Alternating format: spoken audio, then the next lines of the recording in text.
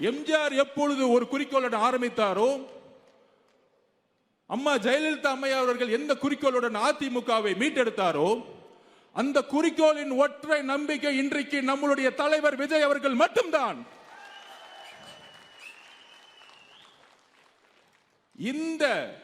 இந்த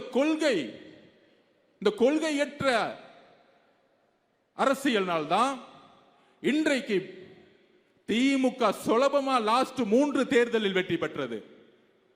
ஆனால் இனி வெற்றி பெற முடியாது. ஏனால் உங்களை எதிர்த்து அரசியல் செய்யக்கூடியவர்கள் பிஜேபியுடன் சரணடைந்த தலைவர்கள் அல்ல.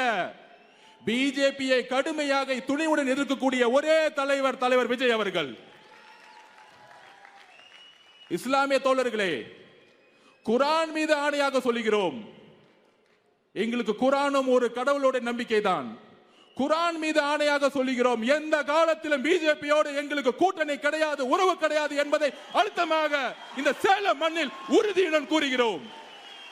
அந்த சந்தேகத்தை தூக்கியதான் சேலம் மாநாட்டில் 1944 பெரியார் அவர்கள் தீகா உருவாக்கிய பொழுது எங்கு அமைத்தாரோ, எந்த கட்டமைப்பை உருவாக்கினாரோ, எந்த மதவாதத்தை எதிர்த்து உருவாக்கினாரோ, எந்த சாதியை எதிர்த்து உருவாக்கினாரோ, அதே மண்ணில் நாங்கள் முழக்கமிடுகிறோம். இப்பொழுது தெரிகிறதா சேலம் மாநாடு ஏன் நாங்கள் எங்கள் தலைவர் கட்டமைப்போடு உருவாக்கி கொண்டிருக்கிறோம் என்று? நண்பர்களே, பெரியார் இறக்கவில்லை, அதை உயிர் போட வெத்திக்குதான் தலைவர் விஜய் அவர்கள் தாவேகா கட்சியை உருவாக்கி கொண்டிருக்கிறார். இப்பொழுது எங்களோட நோக்கத்தை தெளிவாக்கிட்டோமா? எங்கள் நோக்கம் ஒட்டுமொத்த அதிமுக தொண்டர்களும் தாவேகாவுடன் எப்பொழுதோ இணைந்து விட்டார்கள். எங்களுடைய ஒரே குறிக்கோள் அரசியல் எதிரி திமுக, கொள்கை எதிரி பிஜேபி. ஒரே முதல்வர் வேட்பாளர், தமிழகத்தின் மக்கள் முதல்வர் வேட்பாளர் எங்கள் தலைவர் விஜய் அவர்கள்.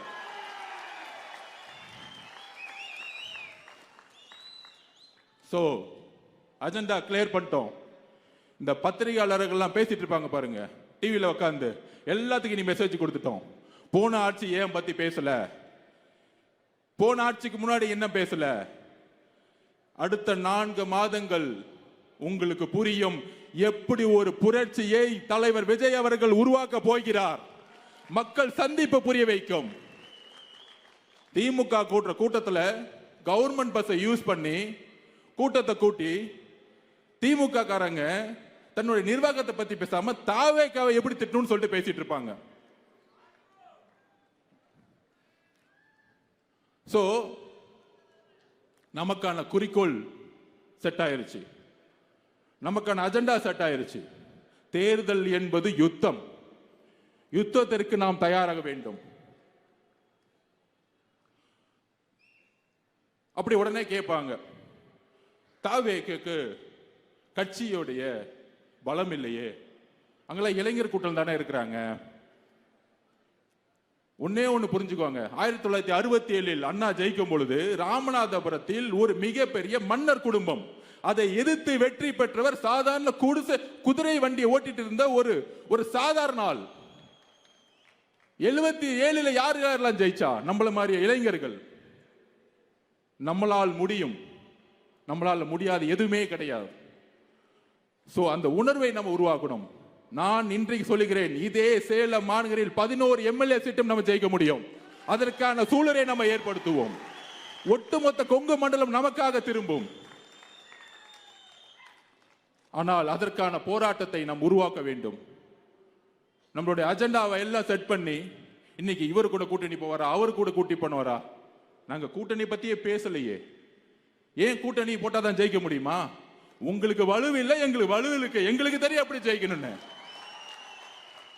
நண்பர்களே, ஒன்னே ஒண்ணு புரிஞ்சுக்கோங்க, 1977க்கு அப்புறம் எந்த கட்சிக்கும், ஆரம்பிக்கப்பட்ட எந்த கட்சிக்கும், திரு விஜயகாந்த் அவர்களுக்கோ வைகோ அவர்களுக்கோ யாரும் 10% மேல் தாண்டல.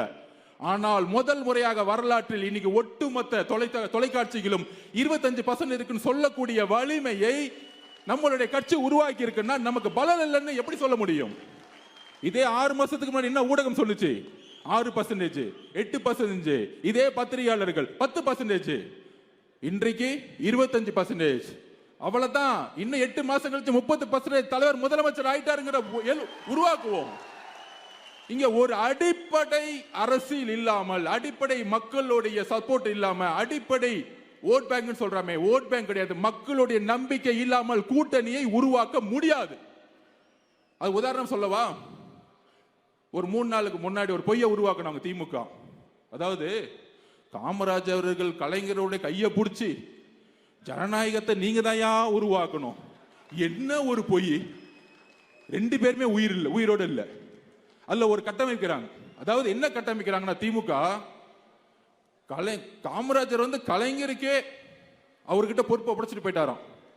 காங்கிரஸ் தோழர்களை ஒரே ஒரு வேலுசாமி அண்ணன் எந்திரிச்சு நின்று இன்னைக்கும் பேசிக்கிட்டு இருக்காரு.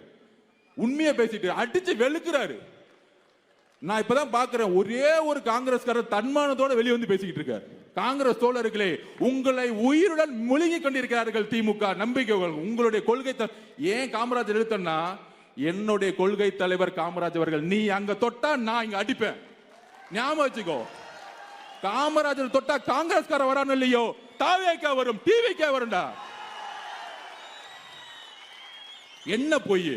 ஆட்சி இருக்கு, பணம் இருக்கு, அதிகாரம் இருக்குன்னா பிஜேபிக்கு உங்களுக்கு என்ன வித்தியாசம்?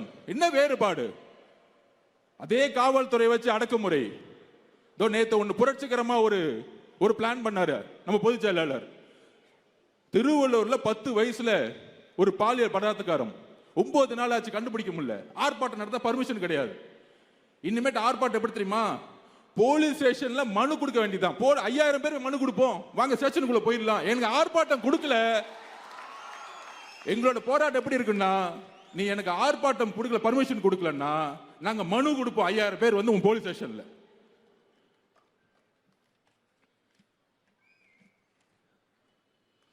சோ நண்பர்களே, நமக்கான குறிக்கோள், நமக்கான யுத்தம் உருவாக்கப்பட்டு விட்டது. அதற்கான வேலைகளை, யுத்தங்களை, கடுமையான யுத்தம் தான். நீங்க சொல்ற மாதிரி பணம் பலம் இருக்கலாம், கூட்டணி இருக்கலாம். ஒரே ஒரு உதாரணத்தோடு முடிச்சுக்கிறேன். 2011 கலைஞரிடம் மிகப்பெரிய பணபலம் இருந்தது, மிகப்பெரிய கூட்டாட்சி. காங்கிரஸ், பிசிகே, கம்யூனிஸ்ட் எல்லாரும் இருந்தாங்க, பிஎம்கே இருந்தாங்க. ஆனால் ஏன் வெற்றி பெற முடியவில்லை? 1971 180க்கு மேற்பட்ட கலைஞர் வெற்றி பெற்றார். ஆனால் 77 எம்ஜிஆர் எப்படி வெற்றி பெற்றார்? ஒரே ஒரு விஷயம்தான், மக்கள் உங்கள் மீது நம்பிக்கையை இழந்தார்கள். நம்பிக்கை இழந்தவுடன் ஒரு தலைவனை எதிர்பார்த்தார்கள். அந்த தலைவன் தான் நம்மளுடைய தலைவர் விஜய் அவர்கள், நம்மளுடைய தமிழக வெற்றி கழகம். இன்னும் 8 மாதத்தில் இந்த ஒட்டுமொத்த உலகமும் சொல்லும், மாண்புமிகு திரு முதல்வர் விஜய் அவர்களே என்ற முழக்கத்தை இந்த ஒட்டுமொத்த தமிழ்நாடும் சொல்லும். அதற்கான பணியை செய்வோம், யுத்தத்தை வெல்வோம். நன்றி, வணக்கம்.